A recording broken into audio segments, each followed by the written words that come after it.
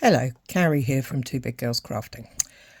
Got a large stamp, not sure how you're going to stamp it. Now, if you don't have a stamp positioning tool, these stamps can feel a little bit difficult to ink up and use. So I have 3 different ways that you can ink them up and stamp them beautifully. The first one is using a very large block. Now this block is a big block. It's block F from Stamping Up. As you can see, it's big as my hand. And really and truthfully, unless you've got very big hands and are good with your dexterity and whatnot, this can be a little intimidating. But let me show you a way. So I've taken the backing off of the stamp, so it's now sitting on my block. What am I going to do? Well, the first thing I'm going to do is ink it up. Now, there are various ways you can ink these up. You can use blending brushes, you can use daubers, you can use brayers. I'm just going to use my ink pad and just gently tap it all over. Now, this is not the normal way I ink up.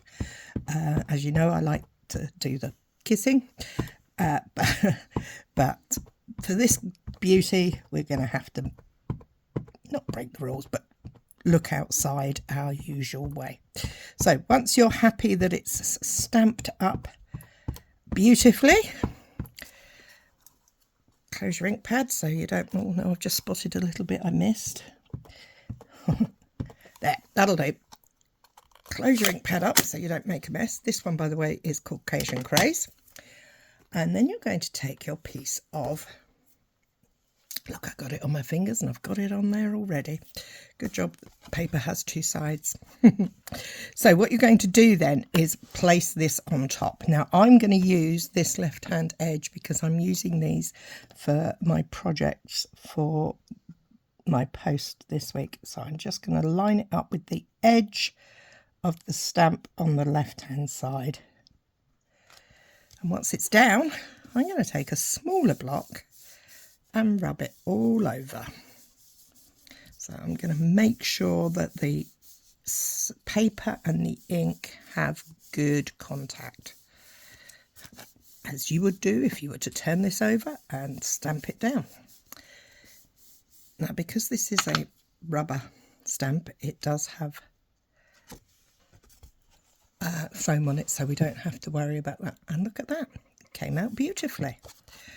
So what's another way? Well, the first thing we have to do is actually clean this stamp off. So I'm just going to give it a good wipe over with a baby wipe. But I would recommend with a large stamp like this that you do give it a clean once you've finished using it, to make sure that you have got all your ink off of it, particularly when it's got the detail. So this one has beautiful detail. Piece of dry paper just to mop up any excess moisture. Don't rub it, just tap it, because we don't want to get any fluff on there. Okay, so the next way, well, if you don't have a big large block, which many of us don't, let me just pop that to one side, but you do have a glass mat, stick it directly on your mat. These cling stamps stick beautifully to a mat. My next colour I've got is Pumpkin Pie. Have you guessed I'm going for autumn colours? And again, ink it up. And when you're happy, stop. Oh, I can see a line going across there. That's where a brayer or a blending brush makes this a little easier, because it does. I've got a little spot there. I don't know if you can see, but I can. So I'm just going to take my tip of my thing, take your pick tool, and very gently just brush it off, because I don't want that in my stamped image. Wipe the tip of my tool and go back and just give that a little bit more ink. As I was saying, to make sure you don't get lines, move around at angles and keep it light. If you have a blending brush or best of all a brayer, give it a go. Okay, so we've got it on our glass mat now. exactly the same process. I'm going to pop this to the side so that my panels all marry up. And again, I'm going to come in with my little block. If you don't have a little block, your hands will work beautifully. So there we go. And when you lift it up, straight up. And there we have it. See this? I like this crazing. You may not. If you don't, do it again. Okay, let's give it a clean. The third and final way that I have discovered for stamping these large background stamps, if you don't have a block, a stamp positioner or a glass mat,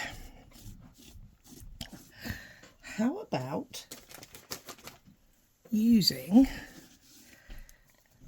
the simplest one of all? Just want that clean, sorry, I'm just using different colours, so I want it to be nice and clean. Again, straight down, don't rub, you don't want fluff on your stamp, but just dry up the excess moisture. Lift it up.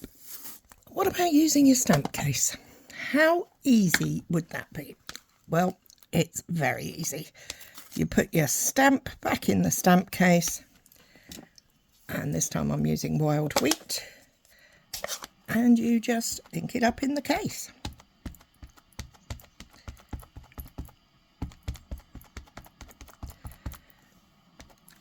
If you haven't got a case, you haven't got a stamp. Oh, I missed a bit up that corner. Can't do that. You can move your case around. If you're left-handed, it will work beautifully because you can do it whichever way suits you. I like to work portrait, but some people like to stamp landscape, and it will work beautifully that way too. So once again, same process, putting my paper, my cardstock on. Actually, shall I use my fingers just to show that fingers work just as well? No blocks, no worries. I'm not worried about getting the ink on the back because it is the back and it won't show through. And there we have our third and final way of doing it. Well, I hope that makes sense, and I hope that you will not be put off from purchasing or using your large background stamps because you don't have a stamp positioning tool, or that you find your hands don't like to play the game with the big blocks. There are 3 different ways you can use your big stamps without worry. Hope that helps. Take care. Bye.